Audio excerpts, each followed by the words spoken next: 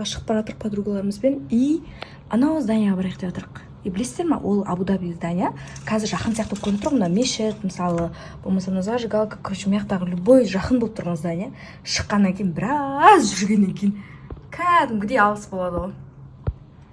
И барам дегенше жаяу барам деп ойламаңыздар. Астанада жүрген кезде, мысалы, қыдырып келесіздер, қазір мен ана жаққа жаяу барам, жап-жақын екен деп.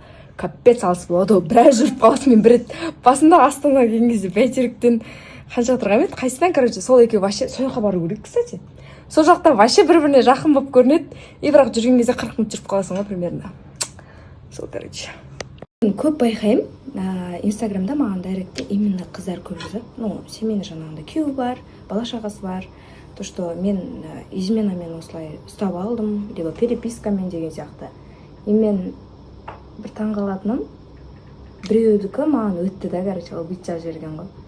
Айгүл, екеуміздің немізі сайт измена жасады, менікі тоже деген сияқты. Ол бәрінікі измена жасады, значит, бір-біріне ұқсайды деген сөз емес. Ол әртүрлі ситуация болуы мүмкін да, ол изменаның өзінің түр-түрі бар деген сияқты ғой. Сол үшін ол қыз бүйтіп жазған еще. Мен типа измена істеді, мен бардым, ол қыз тауып алдым.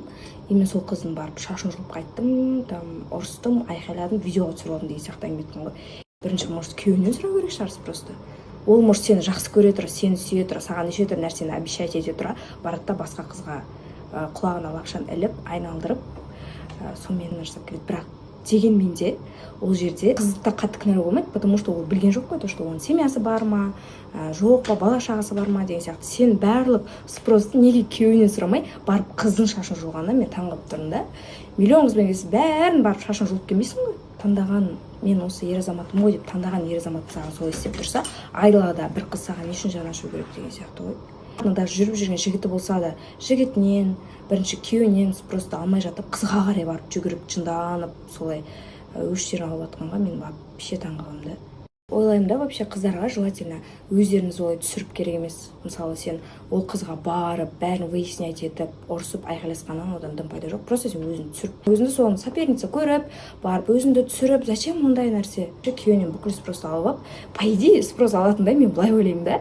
Не спрос алу керек измена жасаған адамнан? Ол все уже жасады, жасағысы келді, жасады. Одан не үшін жасадың, болмаса қандай мақсатта жасадың деп сұраудың мәні де мағынасы жоқ сияқты негізінде. Сол үшін қыздар өздеріңізді түсірмеңіздер, лучше бағалаңыздар. Күшті бір видта отырмыз, и мен Астанаға келгелі былай мобилок іздеп көрдім да, и особо таппадым. И мына кісіні біразы тайнитін шығар деген ойдамын. Бұл кісі бізге қосаға келген еді, жарайды, оны айтпай қойық. Енді осы кісі мені видеомды түсіруіме көмектесті қасымда.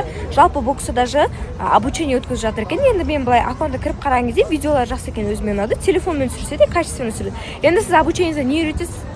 Біріншіден качественный видео монтаж жасауда. В общем, бізге бүгін 2 ай екен, поэтому гүл алуға келдік. Неше түрлі гүлдер тұр. Бірақ мына жердегі по идее ең дәу мынау болып тұр. Мынау бірақ 60 мың тұрады екен, бұндай гүл берген тұғын. Ең қымбаты мынау болып тұр мына жерде. Қандаш сұмдық әдемі ғой, а? Бұның бағасы енді 80 мың екен. Осыны алдық. Сол, біз қуантамыз ба.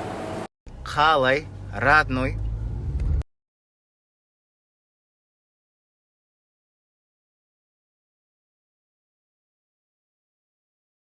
Мына бәйтерек Астанада қанша тұрған кезімде былай. Бір рет келгем, бірақ балаларымды алып келген кезінде.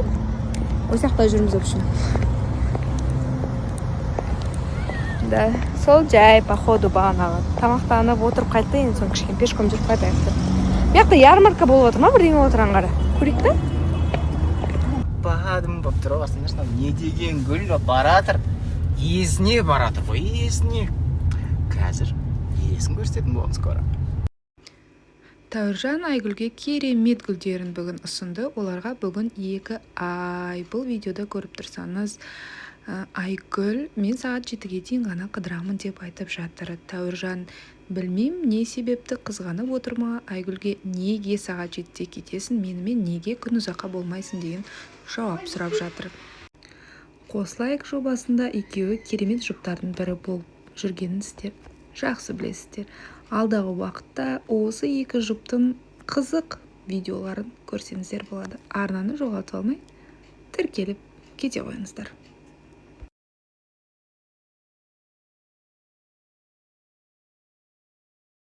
бір болашағы бар нәрселермен айналысқан сөзде кейін намного жақсы екен деген сияқты.